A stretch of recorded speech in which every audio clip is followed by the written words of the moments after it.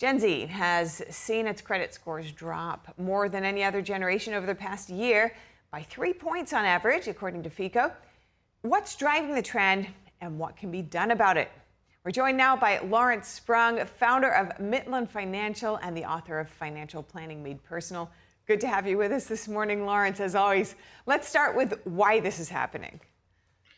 Yeah, so I think what we're seeing is rising delinquencies on credit cards.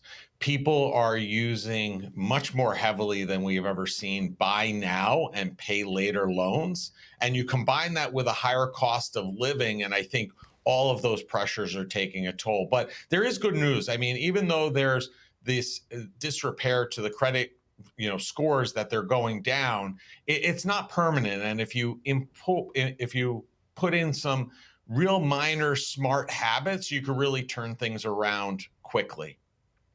Let's take a look at that. What can young people in particular do to fix their credit scores?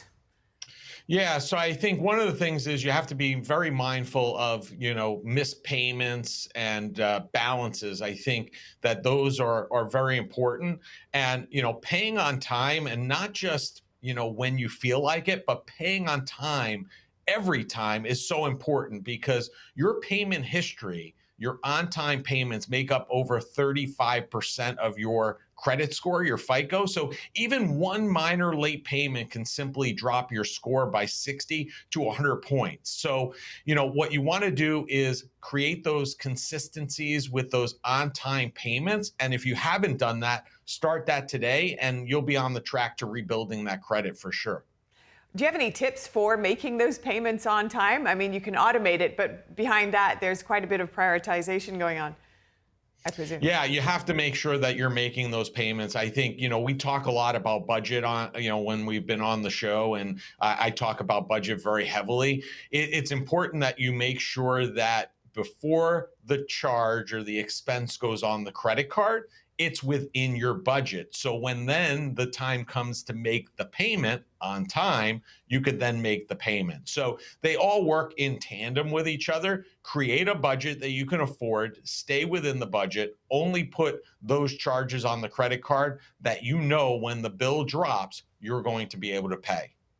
And to this point about budgeting and looking ahead, there is another solution here in building up your credit in terms of how much you spend of your credit limit. Talk to me about that. Yeah, so I mean, the second, big piece of your credit score is what they call on your credit report, utilization. So just because you have the credit available to you, they're looking at how much are you utilizing. So if you have $1,000 credit limit and you're using 100% $1,000, that's going to hit your credit score more harshly than if you are not using as much. So what you want to try to do is use less than 30% of your available credit. And that shows the credit agency that although you have it, you're not using everything and you're only using it when you need it. So I think those two things, paying on time and that credit utilization, are two things that we have a lot of control over and can help us keep our scores higher. And to try to solve this credit utilization issue, some people may be tempted to open new credit lines. How does that play into things?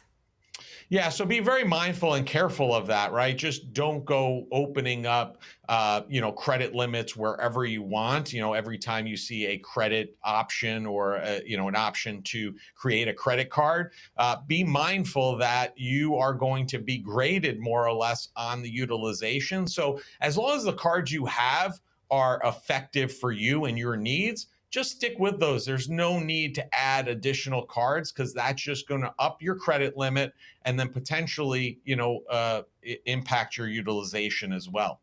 And you mentioned the buy now, pay later deals that you can get. What else can we learn about that to help with the credit scores? Yeah, Yeah, so buy now, pay later is something that is, it could be a very effective and helpful tool, especially some of them you buy now, you pay by a certain date. You may not even pay any interest, but the important thing is you have to pay by that date. And as long as you do, you don't pay any interest. But if you don't, then it goes interest back to day one. Here's the troubling thing for most people that they may or may not realize. Many of these services, which they didn't do long ago when they first started, but they now report to credit bureaus. So having multiple short-term loans or even like new cards can temporarily lower your score. So make sure you're spacing out these buy now, pay laters. Just don't go out and furnish the whole living room with 3 different retailers, 3 different buy now, pay laters, because you can end up in trouble then. Okay, final remarks, Lawrence. Why it matters to have a good credit score. Yeah, so I mean, your credit score is probably one of the most important numbers that you have. You want to build it, use it, monitor it, but you have to think of your credit score like a financial GPA. It's a grade, it follows you everywhere. And by paying on time and keeping those balances low, you can save hundreds, if not thousands of dollars on things like car loans, things like your mortgage. It could be the difference of anywhere between $5,000 more in interest on a 5-year car loan for somebody that has fair credit versus excellent. And in the same vein, on a 30-year mortgage, it could be $70,000 difference between having fair and excellent credit. So keep that GPA high and keep that credit excellent. Good credit, important for everyone, but especially for young people who are just setting up their lives and need to get everything in order. Thank you so much, Lawrence Brown. Good to speak with you as always. Same.